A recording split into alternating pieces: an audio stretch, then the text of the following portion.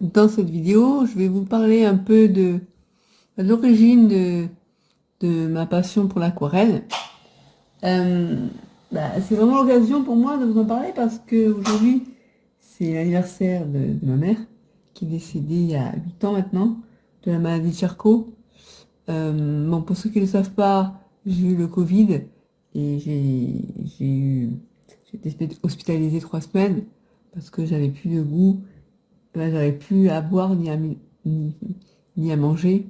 Donc j'ai été hospitalisée et là je sors depuis 8 jours maintenant. Je commence à aller mieux, mais bon, voilà pour expliquer pourquoi j'ai une sonde dans le nez parce que je ne peux plus m'alimenter et m'hydrater normalement. Même si c'est en train de revenir petit à petit. Donc dans cette vidéo, je voulais vous parler des origines de ma passion pour l'aquarelle et ma découverte des bruchaux. Donc je suis vraiment spécialisée dans la peinture à l'eau. Bon, ça c'est vraiment une dernière aquarelle que j'ai faite depuis mon retour chez moi. Elle n'est pas excellente, hein, je me suis amusée. Euh, c'est- en fait, ma mère voulait faire les beaux-arts quand elle était jeune. En fait, ma mère, elle a toujours griffonné, toujours dessiné, peint, enfin, je retrouvais des dessins et des peintures d'elle. Elle a essayé un peu tous les différents médiums, donc elle a fait l'aquarelle, c'est ce que je préférais hein, de ce qu'elle faisait. L'huile, le fusain, euh, l'acrylique, je crois pas. Bref. Et c'était vraiment, elle a été considérée comme l'artiste de la famille. Ben, depuis toute petite, elle a toujours été très attirée par l'art. Et elle a été orpheline de père à 5 ans et de mère à 14 ans. Et sa tante, enfin, l'avait mise dans un- bref, c'est pas sa tante. Elle avait gardé sa sœur et elle l'avait mise dans un institut. Et elle n'a pas pu faire ce qu'elle voulait faire, les beaux-arts. Et, et par contre, elle a toujours pris des stages, parce qu'à l'époque, il n'y avait pas YouTube, il y avait pas, il y avait les livres et puis il y avait des stages. Et donc, j'ai connu ma mère qui dessinait, qui peignait. Ça m'a vraiment ouvert au milieu artistique. Et, euh, et puis, quand elle a eu, comment dire, euh, il y a eu une période où elle a arrêté et elle a travaillé. Et puis je lui dis, maman, c'est dommage, pourquoi tu arrêtes? T'es vraiment douée. Oui, un jour, je me remettrai quand il n'y aura plus de problème avec ton père, plus, parce que mon père a eu encore un accident et on a dû s'occuper de lui. Bref. Et donc, c'était ma mère, artiste de la famille. Et quand elle est décédée, je me souviens, donc, il y a eu 2 moments. Il y a un moment où je devais faire mon injection pour la, pour la sclérose en plaques. Et donc sur la table, j'ai vu qu'il y avait des petits dessins. C'était, vous savez, des petits dessins d'enfants. Et je me suis dit, tiens, j'aimerais même essayer. En fait, ma mère, elle m'a toujours dit, je vais illustrer, enfin, on devait écrire un livre sur les chats. Et elle m'avait dit qu'elle ferait les illustrations. Et moi, la partie rédactionnelle, parce que moi, j'étais plus douée pour la partie rédactionnelle, et ma mère pour les illustrations. Ça s'est jamais fait. Du coup, je me suis dit, bah, pourquoi est-ce que j'attends toujours que ce soit quelqu'un d'autre qui le fasse, après tout, je vais moi aussi apprendre à illustrer, pourquoi pas. Donc j'ai eu ces petits dessins, je commençais à griffonner des choses, et puis ça donnait des choses marrantes, je me suis dit, ah, bah, je vais faire ça. C'est comme ça que j'ai écrit le livre sur mon élevage de chat persan que j'ai eu pendant 10 ans. J'ai écrit un livre aussi sur mon père en EHPAD, bref. Et puis après, quand j'ai continué de ranger les affaires, euh, parce que je devais déménager en plus, mais bon, ma mère a été décédée, donc il fallait que je me débarrasse de ses affaires. Je suis tombée sur une palette de couleurs. Il faut savoir aussi que il y a un temps où, quand on ne savait pas que j'avais la sclérose en plaques, j'ai eu une poussée de troubles cognitifs. Il y a cette période-là où j'ai été pendant 5 ans en phobie sociale. Enfin, c'est comme ça qu'on m'a diagnostiqué ça à l'époque. Pendant 5 ans, je ne sortais plus de chez moi, j'avais arrêté les études. Et j'avais fait de l'aquarelle à ce moment-là. Mais c'est juste de la vie, en plus, au papier cellulose. Voilà, j'avais jamais pris de cours. Et c'est dommage que ma mère, elle s'y connaissait, elle aurait pu me former un peu. C'est jamais fait. Mais elle peignait des choses un peu glauques quand même, des fois. vous montrerez peut-être des peintures faites. Et ce jour-là, je me suis dit, tiens, ben, je remettrai la peinture. Et puis, ben, heureusement, ce qui était bien, c'est qu'il y avait YouTube. Donc, je regardais un petit peu les tutos, je commençais par les fleurs, et puis, à un moment donné, j'ai tombé sur l'aquarelle réaliste. J'ai trouvé ça trop beau. C'était comme des photos, hein. Enfin, ça ressemblait trop à la réalité. Et donc, j'ai pris... Voilà, je me souviens à l'époque, d'ailleurs, ça m'avait fait rire, mon maître de vie de l'époque, parce qu'il y avait cette personne qui était une anglaise, peignait 3 cerises. Et je me suis dit, bon, je vais me focaliser sur une seule cerise. Si j'arrive à reproduire ce qu'elle fait, là, eh ben, je m'abonne, je souscris à son école, parce qu'elle a une école en ligne. Et j'ai reproduit donc cette cerise, et ça faisait vraiment une cerise réaliste. Et du coup, j'ai souscrit à son école. J'appelle Anne Mason, je crois, ouais. Et alors, moi par contre, ce qui me dérange, je sais que tout le monde n'aime pas l'aquarelle réaliste. Mais moi, ce qui me dérange, l'aquarelle réaliste, c'est que c'est trop long. Elle fait des peintures qui durent 6 heures. Moi, il faut que ça aille rapidement. Et moi, j'aime bien le réalisme aussi, mais ce que je fais, c'est que, ben, par exemple, je prends les photos, ben, j'ai fait, par exemple, une tasse de thé, de café avec un peu de chocolat. Et en fait, c'est faux. C'est le travail des couleurs qui donne ce réalisme. Moi, j'adore, en fait, ça, j'en reparlerai dans une autre vidéo, trouver la bonne couleur. Pour ça, je teste. En fait, j'ai la photo et sur la photo, sur le papier blanc, je mets la couleur pour tourner pile poil sur la couleur qu'il faut. Pardon. Et c'est comme ça que je me suis lancée dans l'aquarelle réaliste. J'ai peint donc des choses tout bêtes, hein, la nourriture. J'ai fait des fruits, j'ai fait des animaux aussi. Et puis un jour, je suis tombée sur l'aquarelle de Rémilac. Donc le mouillé sur mouillé. Voilà, j'ai appris une autre technique. Et j'ai voulu me former, pareil. Voilà. Et j'ai suivi le programme Émotion qui me permet de pouvoir eh bien, peindre n'importe quelle aquarelle, en théorie, moi, et arriver à faire passer une émotion. Alors, mouiller sur mouiller, c'est une technique beaucoup plus abstraite, un flou un peu. Et moi, ce que j'aime bien, mon style, ben, et j'en discutais avec mon psychologue hypnopraticien, ben, tout début, je pigmentais pas assez. Et ça donnait l'impression que mes aquarelles n'étaient pas terminées. Et mon psy me dit, finalement, c'est un style particulier, c'est un style. Ça permet à la personne en face de voir ce qu'elle a envie de voir, en fait.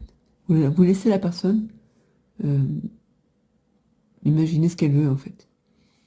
Alors, depuis, quand même, j'ai tendance à pigmenter plus, mais c'est vrai que moi, ce que j'aime bien, c'est mélanger les endroits, donc premier plan, par exemple, très réaliste, et un fond un peu plus abstrait, un peu plus flou. Voilà, donc, en fait, je comprends très bien la vidéo que Rémi a fait hier, parce que c'est vraiment ce que je ressens. Il y a 3 niveaux de conscience. Le niveau 1, on fait des tutos. Le niveau 2, où on est exécutant et en même temps, on réfléchit à ce qu'on fait.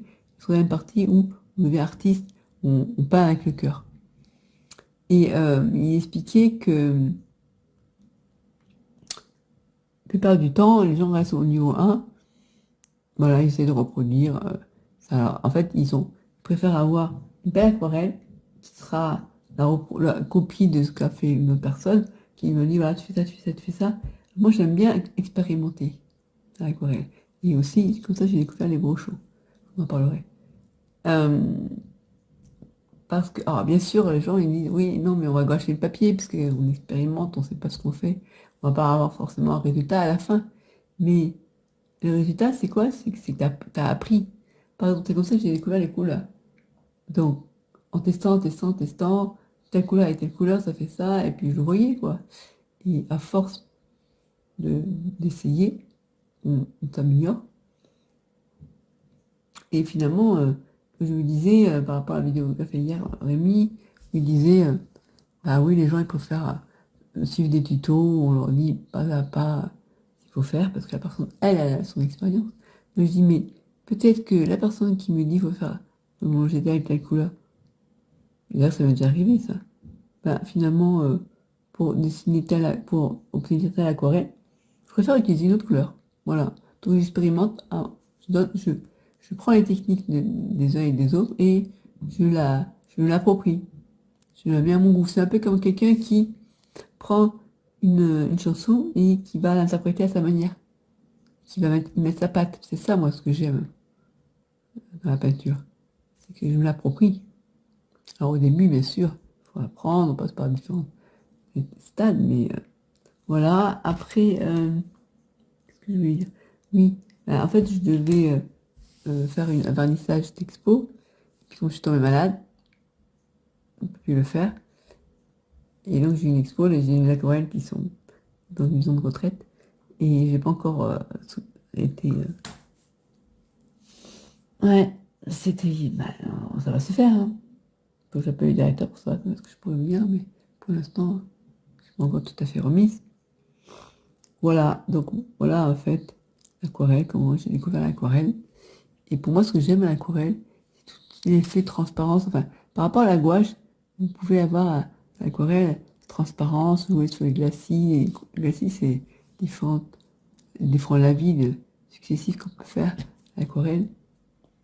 Et en fait, si vous, pour arriver à des aquarelles réalistes, c'est petit à petit, pour ta couleur sur couleur. Enfin, c'est pas, bah, par exemple, si vous voyez une framboise, vous dites, tiens, c'est rose. Alors, je prends le rose, comme à la gouache, et on peint la framboise rose. Sauf que si vous utilisez l'aquarelle, vous allez passer par différents glacis, différentes couches, différentes nuances de rose.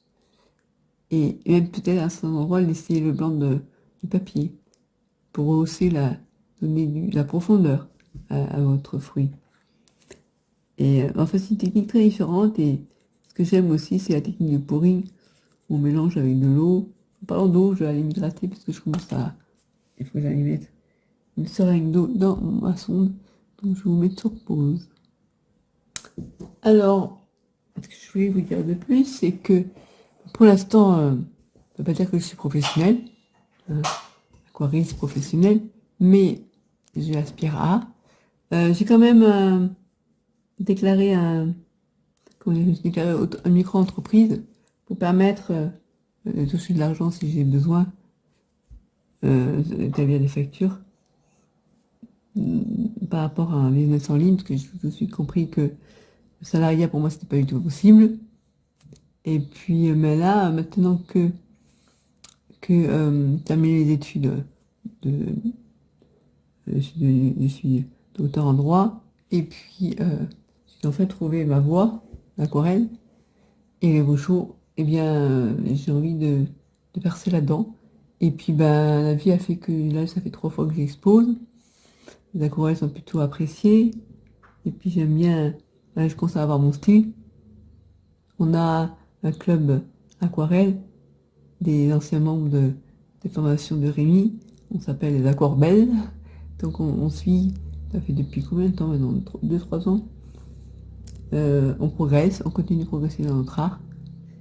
Et moi, à côté de ça, donc j'ai envie de gagner ma vie. Et enfin, parce que toute ma vie, je ne vais plus le faire à cause de cette maladie qu'on a mis 30 ans à diagnostiquer. Et là, c'est vraiment une passion, et plus qu'une passion, en fait.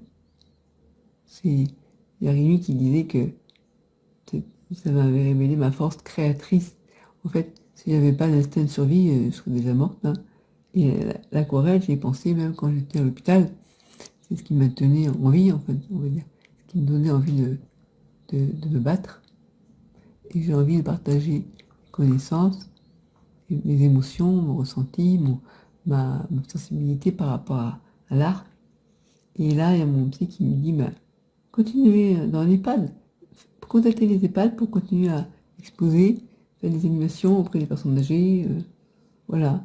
Le partage aussi, c'est quelque chose qui me plaît. Je ne veux pas vivre mon art de manière isolée chez moi. C'est bon, j'ai été trop longtemps seule dans toute cette vie, quand je me suis occupée de mes parents. Et maintenant, bah, je peux enfin vivre ma vie. Et l'aquarelle, c'est vraiment un outil de développement personnel pour moi aussi. Voilà. C'est pas juste, une activité de loisir. C'est bien plus que ça. Voilà, bon, je vais m'arrêter là. Je pense, ouais, 15 minutes. Voilà, je pense avoir tout dit. Alors, comme autre passion, j'ai aussi la vidéo. Enfin, la vidéo, c'est quelque chose que j'ai depuis très longtemps. Je me souviens au tout début quand j'avais des vidéos, oh là là, je me souviens des caméscopes, il fallait les porter, c'était compliqué. Maintenant, avec les appareils mobiles, c'est trop simple, quoi.